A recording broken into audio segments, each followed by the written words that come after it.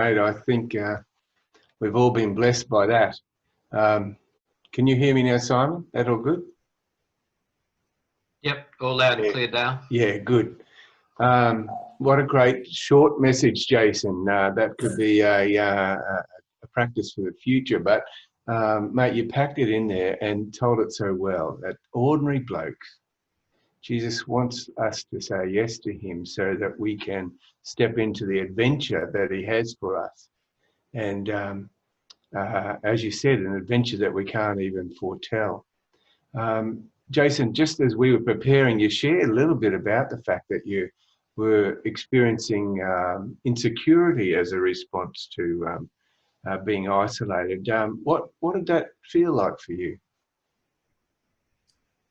Oh, mate, I just, I found myself doubting, the call of God on my life, doubting, whether I had what it took to lead through this season, just recognising that I was finding, too much of my identity and sense of worth in ministering to people, crowds of people every Sunday.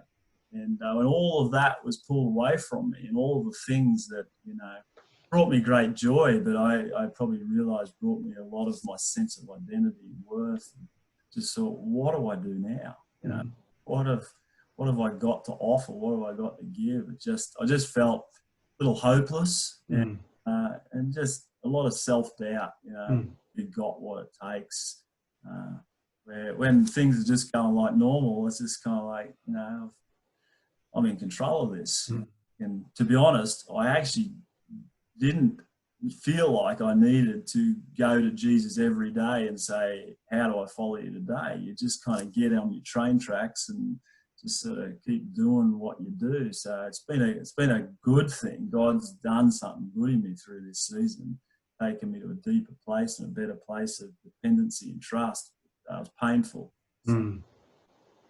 Thanks. When you shared that with me, I was shocked. Here's a guy who's, a significant leader of a major community. We got it all together, and you were brave enough to share with me about insecurity, and that impacted me immediately. I've actually been struggling with different things too.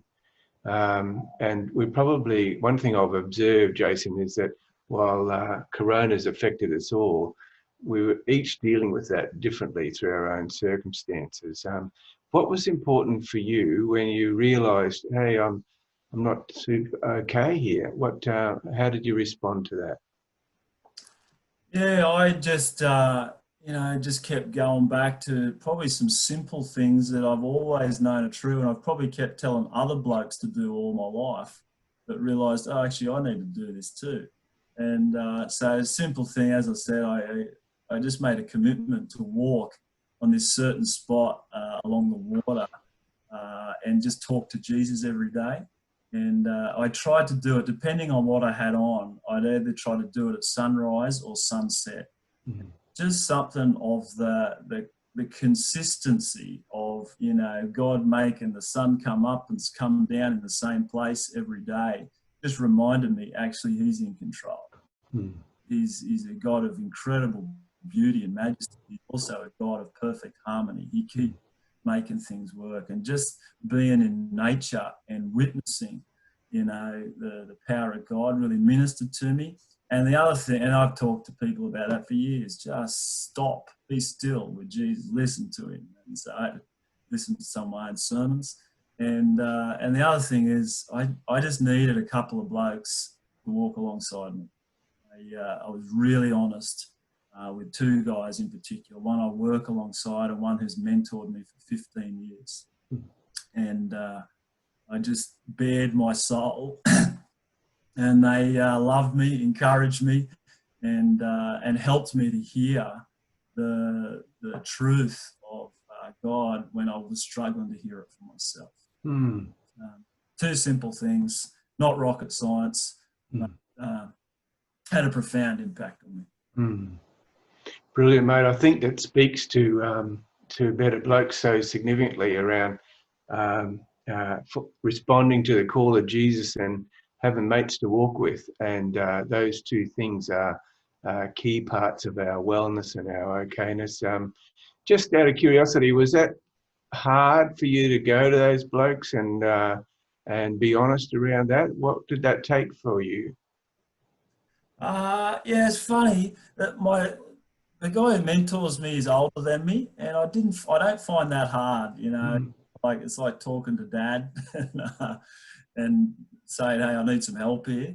The other guy is my age, and I always find that more difficult. I don't know if other people find that, but he's like a brother. He's a mate, and he's a peer, and that was just a little more difficult to bare my soul and say, "Mate, I'm in real trouble here. I need some help." And you're not an older father figure, you're my mate.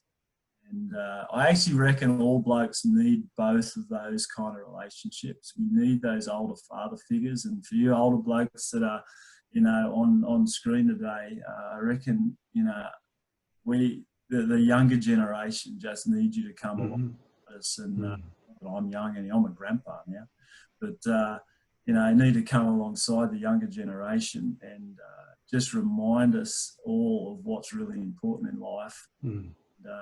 But somehow finding the humility to tell a mate who is just like you, same sort of age and stage of you, that somehow we've got to get past that obstacle, because there's so much pain in the hearts of blokes out there. And for someone who's preached it for years, I recognised how hard I found it. It's a big journey, a really important ministry that things like Shed and Better Blokes has to break down those barriers to help blokes walk alongside one another when they're doing it tough. Great, thanks, Jason. I think that you're explaining that can be difficult. That's where we're called to be courageous. It's easier to hide or to tough it out ourselves, but it's real courage to go and be truthful. And quite often you'll find somebody else needs to share something back with you just as much. So you create something brilliant there in your own humility. It's an opening for God to work in your heart, and it's an invitation for someone else as well. So thanks for sharing that, Simon. I'm going to move towards a wrap up here. Is there anything that you wanted to add, mate? Do we? No, not at all. I think it's been fantastic listening to Jason and the stories. Just been able to hear the Bible and the stories of Jesus in such a relatable way, and that's what I loved about reading your book, Jason, in there, and hearing your struggles as well as a bloke. It's just so I think reassuring to us ordinary blokes that every bloke struggles in there, and everyone needs to get with other blokes and see a way through and be encouraged. So that's great. Dale, did you want to speak about your session? Yeah. Because look, guys, Dale and I've been chatting on and off the last couple of weeks about what Dale's going to present, and I only gave our two main presenters 15 minutes each, and which is absolutely no justice at all for what these guys, what God's got for these guys to share. But Jason, you did very well, I think, in getting your 15 minutes. But Dale, having discussed it with you, I believe that we probably need absolutely longer than 15 minutes. It just wouldn't do it justice. Do you want to just quickly describe to the guys what you're proposing? Because and I have a think about it, guys, but I think this deserves its own session itself, not today, but another night.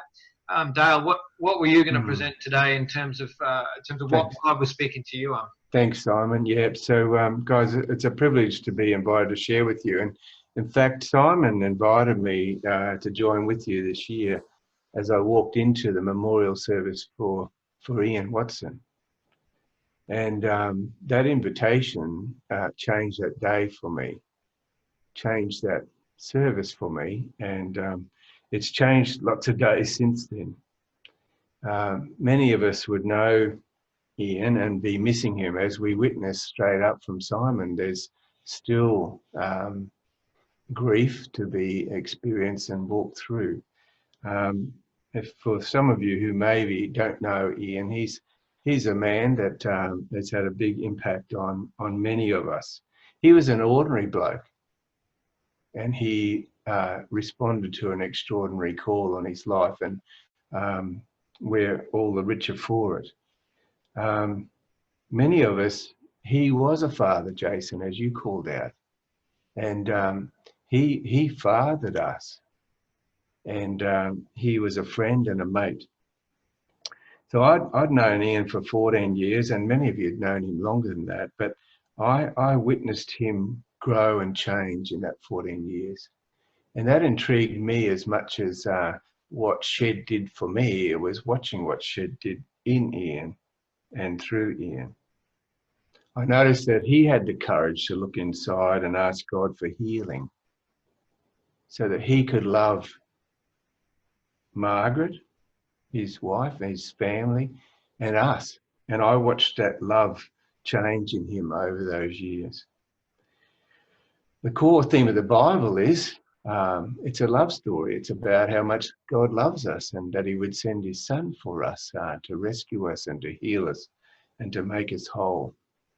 And as men, we're called to be strong and loving.